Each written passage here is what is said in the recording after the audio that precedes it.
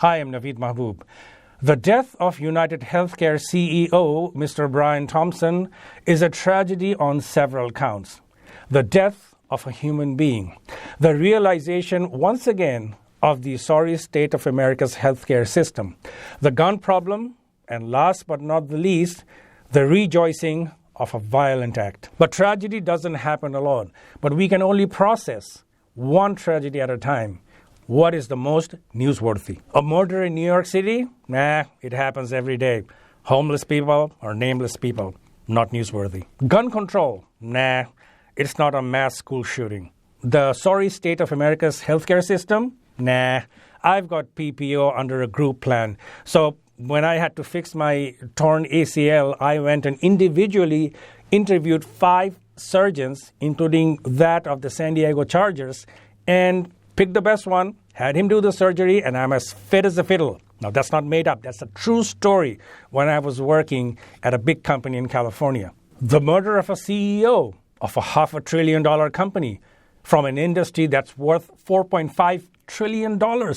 A good-looking suspect, Ivy Leaguer, rich. Wow. That is newsworthy. Oh, yes, baby. This is great. I mean, after all, we are all getting tired of the news of President Donald Trump's pick for his cabinet or drones over New Jersey. I mean, this is just perfect. It's going to take us all the way to Christmas, and then we'll be having a good time, eating good food, opening our Christmas gifts, except for 2 boys mourning the death of their father and a lady mourning the death of her husband. In fact, this has been on the headlines internationally. My mother from Bangladesh calls me up, and I'm sitting here in New York City, and she's concerned that, hey, Naveed, you're in New York City. Are you being careful? Now, she's a really cool mom. She's there for me through thick and thin. She's not like the mother of Pete Hegseth. She's genuinely concerned because I am in New York City, and this happened in New York City. It's not that there's a 7.0 magnitude earthquake in Northern California, and I have to mark myself safe on Facebook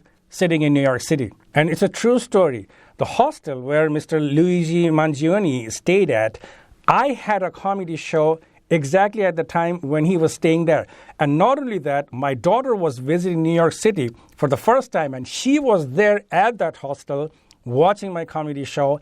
And after this news came out, she totally freaked out and said, Baba, I'm not going to any of your shows in New York City. And not only that, my daughter and I, my full family, we are former customers of United Healthcare. Now, when the first picture of Luigi Mangione came out, that was of him wearing a hoodie with his mask down, giving a grin at the reception area of that hostel. Now, I've done 7 shows at the hostel, and I've stood there at that very reception area registering to go in to do my show. So I'm pretty sure their CCTV camera footage has my videos over there.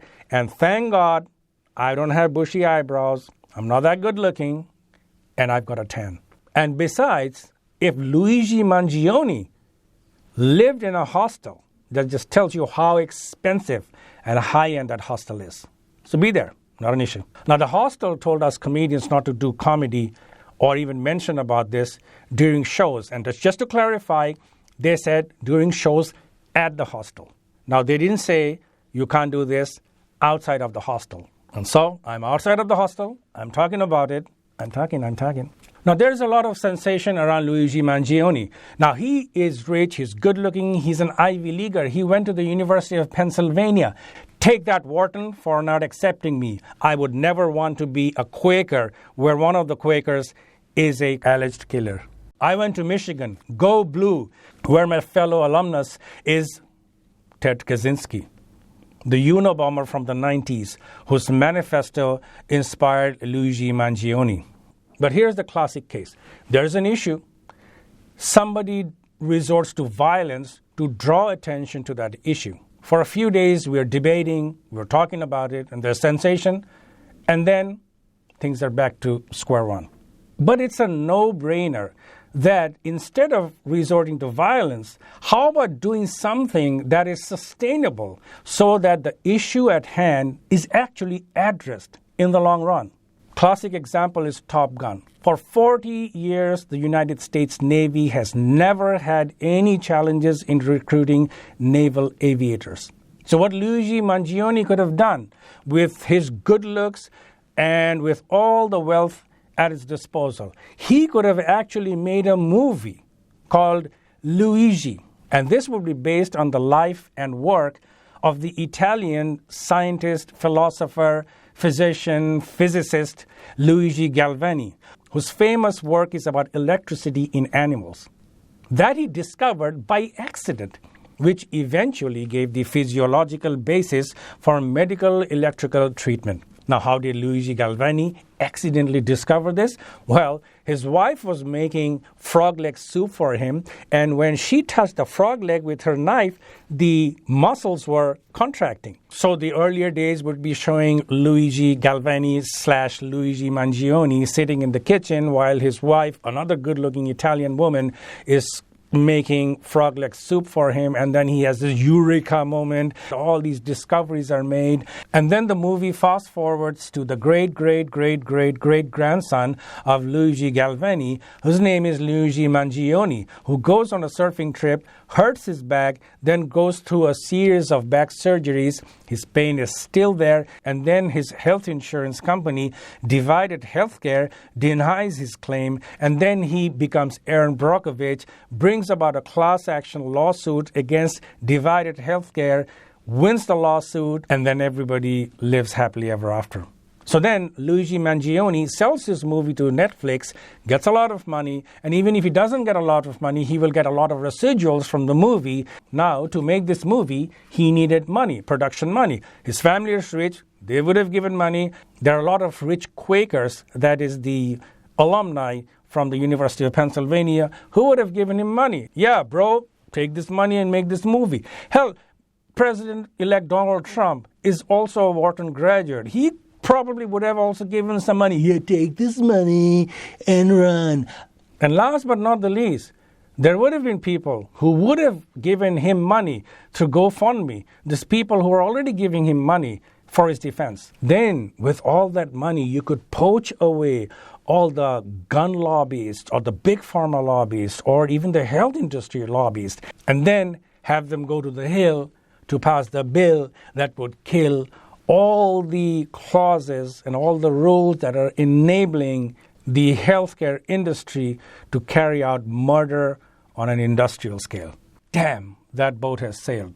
But wait, a documentary can now be made titled Triple D, Delay, Deny, Defend, to be watched on 3D based on the book. Because what the movie could have accomplished, this documentary would accomplish more if it is made by Michael Moore. True story, I actually emailed the author of the book, Professor Jay Feynman of Rutgers University, saying that, hey, I'm a late-night TV show host from Bangladesh, and I would really like to make a documentary based on your book. I think the word Bangladesh made him think that I'm a Nigerian prince. But at least I have to say he responded to the email saying, I'm not interested. But Mr. Michael Moore, you'll have more luck. He may have rejected this Michigan guy, but I doubt if he's going to say no to the man from Flint, Michigan. You are our man, Flint. So sadly, what has happened is that an alleged killer with his killer looks, with his killer abs, killer eyebrows, dressed to kill, with his killer background, killer education, killer wealth, killed a human being who's a father and who's a husband for the crimes of a $4.5 trillion industry. So, Mr. Michael Moore, you can now make a killer documentary, make a killing out of it, make that documentary based on the book. And beside that book is now making a killing.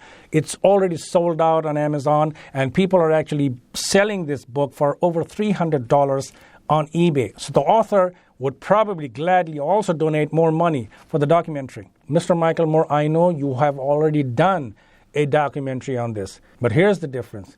That time you just made a documentary, made us aware.